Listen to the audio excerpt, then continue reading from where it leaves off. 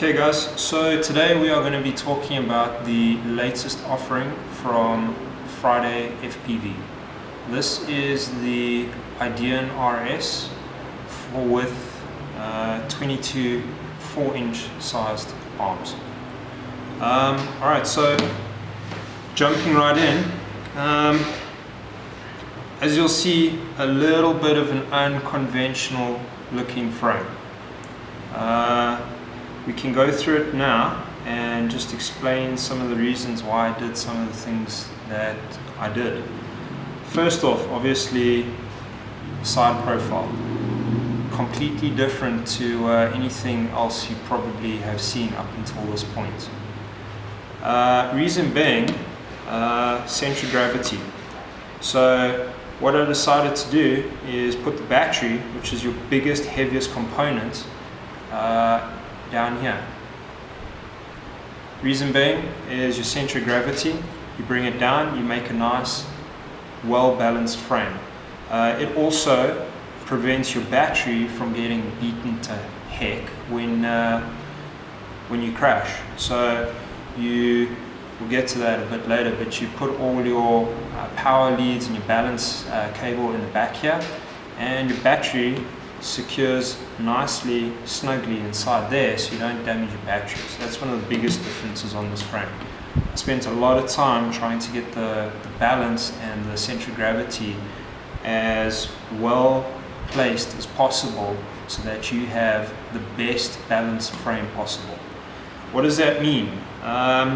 If you like doing acro, you will find that your rolls and flips are smoother. So even if your PIDs are not perfectly tuned, you come out of a roll or a flip and you don't get those oscillations because the center of gravity is trying to pull your frame off in a certain axis. What does that mean for guys who are wanting to fly really fast around a track? It means because the center of gravity is well positioned, you aren't hitting a corner and your quad is leaning off or listing or anything. You can hit a corner the same position every single time, lap after lap, corner after corner. You can do so faster, you can do so with more predictability because your frame is more well balanced. And a well balanced frame just makes for a more enjoyable, more fun flying experience. Jumping into a bit of the frame itself, you'll see we've got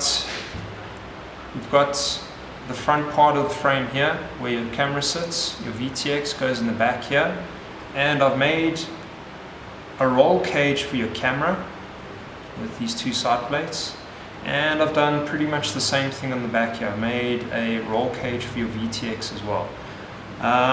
Another big change for this frame, the arms. One piece arms for the front and one piece arm for the rear. They are identical arms, so you don't need a left or right arm, a front or a rear arm.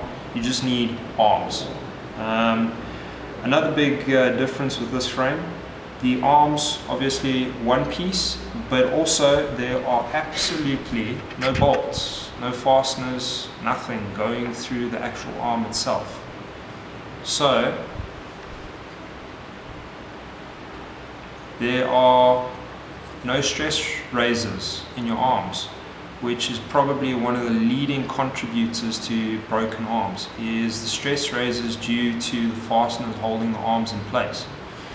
So by taking out all the bolts holding on your arms, you reduce the risk of damaging and breaking arms in crashes.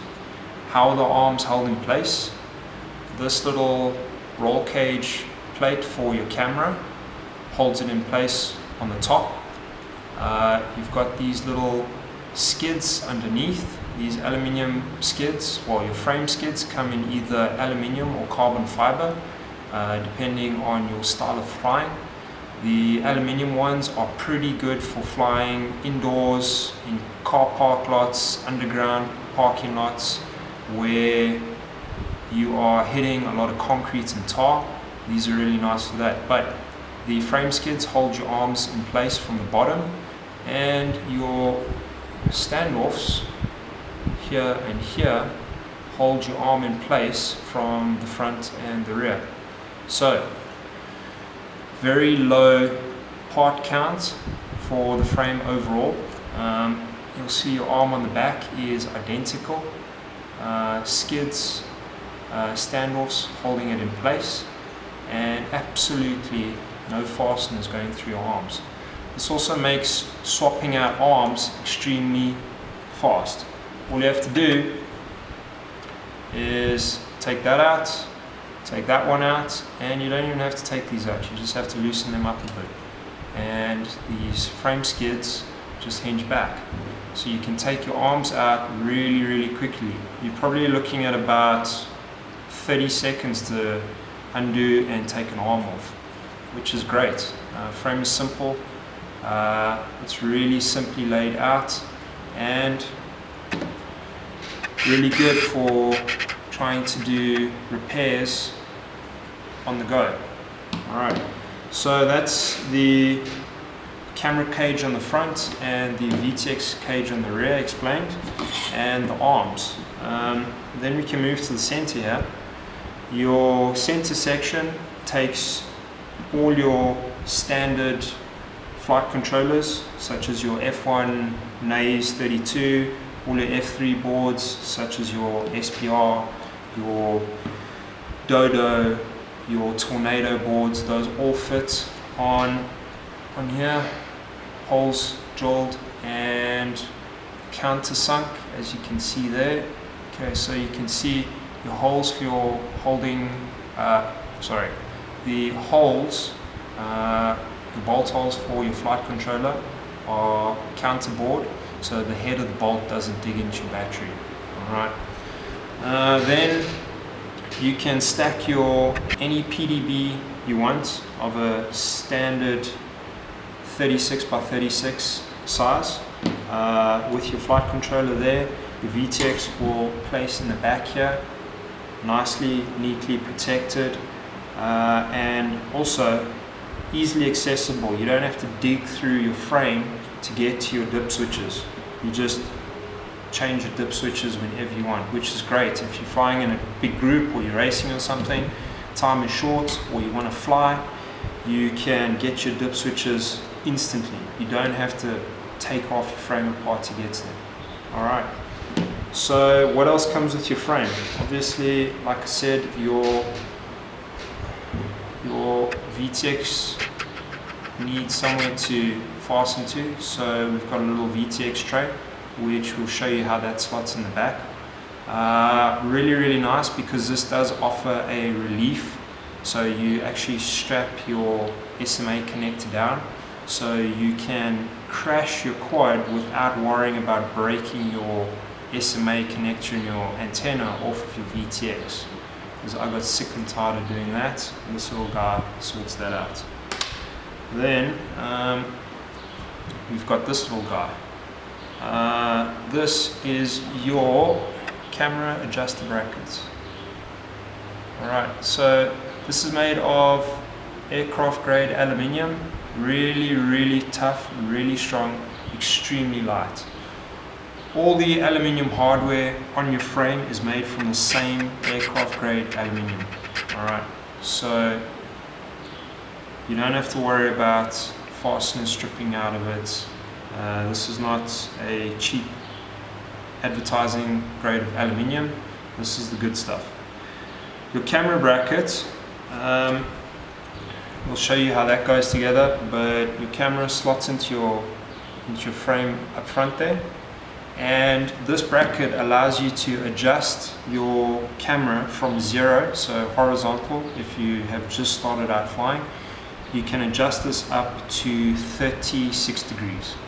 Alright, which is quite a lot, even for guys pushing these things as hard as they can on 4S. 36 degrees is good to go. Then included in your frame, obviously, a really good quality Velcro strap for your battery. We'll get to that. Another nice addition, just move that back a bit, these little antenna tubes. Now, most of the antenna tubes that come in most kits are quite weak. You crash it once or twice and you'll see the plastic goes white, and then eventually it snaps off and your antenna is floating around ready to get chopped up by your props.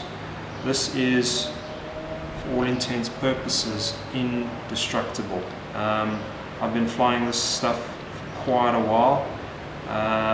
Really tough stuff. So we'll show you how to strap these down onto your frame, route your antennas, and you never have to worry about destroying your receiver antennas again.